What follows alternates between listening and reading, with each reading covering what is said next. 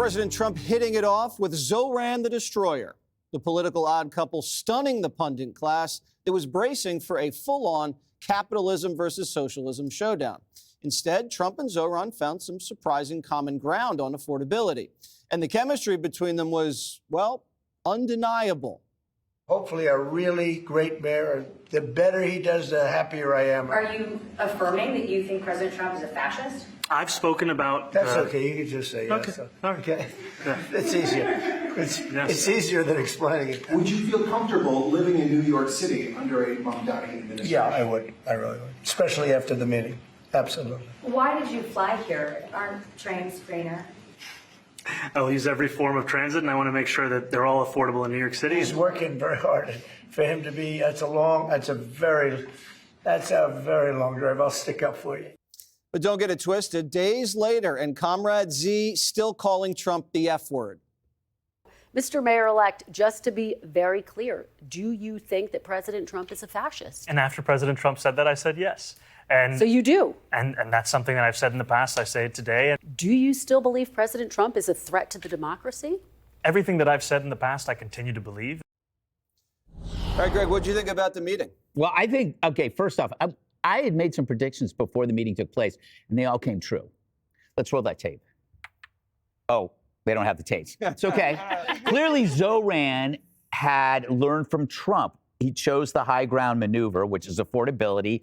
It's on the high ground. You can't come out against affordability the same way you can't come out against common sense, which is what screwed the Dems. The Dems decided that they couldn't join Trump on common sense, so they stuck to the 20 of the 80-20 issue. Zohran, however, comes out with affordability, and what does Trump do? He doesn't oppose it. He just joins it. Oh, I like affordability too. And so he just gets on the same high ground with Zohran, and they kind of just hang out there, and sooner or later you're going to see which one means it, which one doesn't. I think Zohran is kind of in the fog of war right now, and the only ally he has is Trump. So Trump knows that, and Trump bails him out in that fascist thing, which was really, really nice. He said, you know, you were thinking, okay, is this Godzilla versus Mothra? No, it's really Batman and Robin.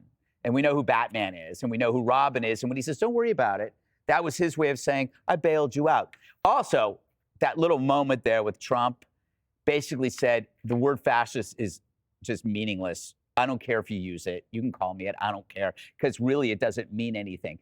But the other thing, and it's really important, what Trump did that he always does, is he emphasizes the individual and not the group.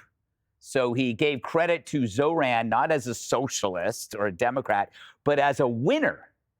He says, I was really impressed by how he won.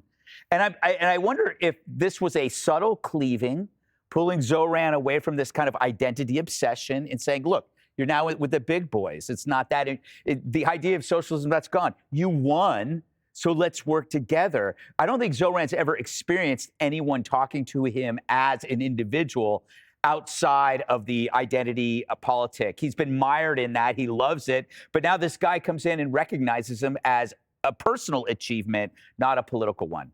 Jessica, why don't more Democrats come into the Oval Office and try to work together on things that they have common ground with Donald Trump?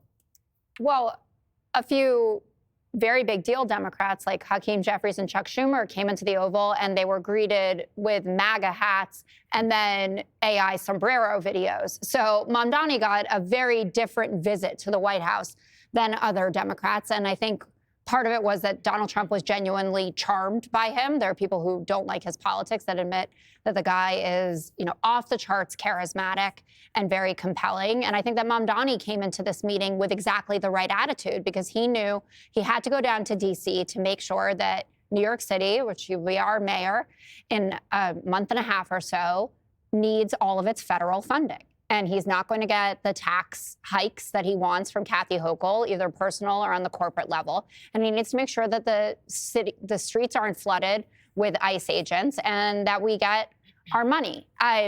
You know, Trump grinning at him like that was, I don't want to say completely unexpected, but definitely was a picture that I don't think he'll be enjoying as campaign season rolls out, because he is giving up the talking point that New York City is going to be a hellhole. He even said, I think conservatives are going to be surprised by how well things are going to go there. And you saw the reaction online from a lot of MAGA folks saying, wait, I thought that he was a communist. I thought he was a socialist, a jihadist. He sold Elise Stefanik out there pretty bad. But isn't that what you want, though? Don't you want to put politics aside to solve problems? Oh, sure. I'm talking about what's going on with you guys. I'm cool with what happened. But you're mind reading. You don't know what we're thinking. Well, I know what Todd Starnes is thinking.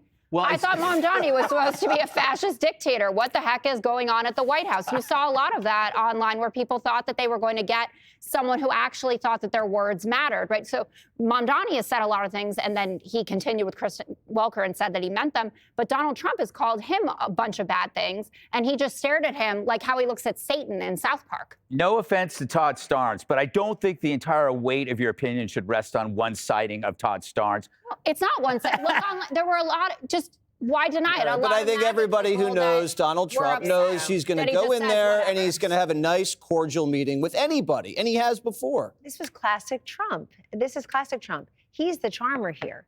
He's charming this guy who hasn't even taken office yet, and he's hoping that this guy will not follow through on some of his radical ideas, hope that he will rethink some of his non-radical ones.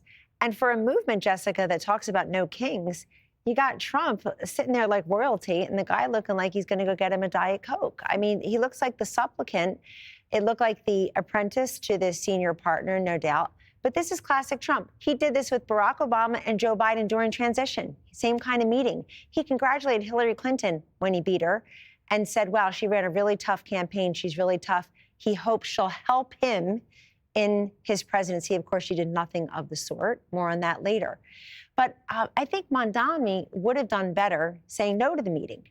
He's reduced some of his credibility among the folks who basically are addled with Trump derangement syndrome and essentially look at Trump and say, the more that he enrages me, the less I should engage him. And Mamdani did the opposite here. I hope they can work together for the good of New York and the good of the country. Trump is not someone who goes by what you say. He's someone who goes by what you do. And this guy didn't even take the reins yet. I have something else here. Imagine if Mamdani had gone in there and said, look, I disagree with things you're doing. Here are the names of the people who have been abducted by ICE and deported unfairly. He did nothing like that. He looked totally cowed and charmed to be there. And you know why that is? Everybody does. If you really wanted to make Donald Trump irrelevant and wish him away, you would ignore him. I have never encountered anyone in 10 years of the Trump era who can actually ignore Donald Trump. He has a gravitational pull. He is a magnetic field. Putin comes to Alaska. 2-3 days later, all of Western Europe is there. All of NATO is in the Oval Office. Sheba comes from, Carney comes.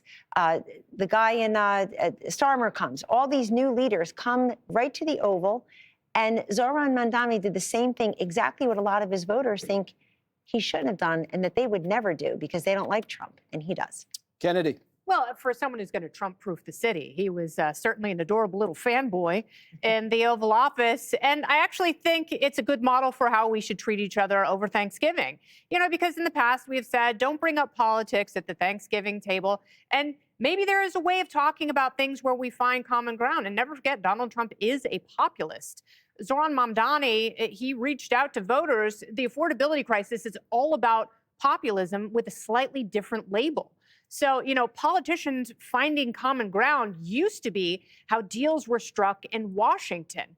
But everyone in leadership on the Democrat side, they have to demonize Trump. It's the only way to raise money, and it's the only way to win races. And, Mamdani had really, really solid message discipline, and he tried in every way he possibly could to stay in his very narrow lane and find the areas of agreement with Trump. Will it benefit New York City? As someone who lives here, I certainly hope it does. I share that with the president. I think that we should extend that to people that we might have fundamental disagreements with. If they succeed and it makes life better for the majority of people who live within their constituency, then we should hope for that. We should extend that to pretty much anyone who has power impact over our lives. That is a great. Can I just? It's something I didn't consider, but it's such a great point.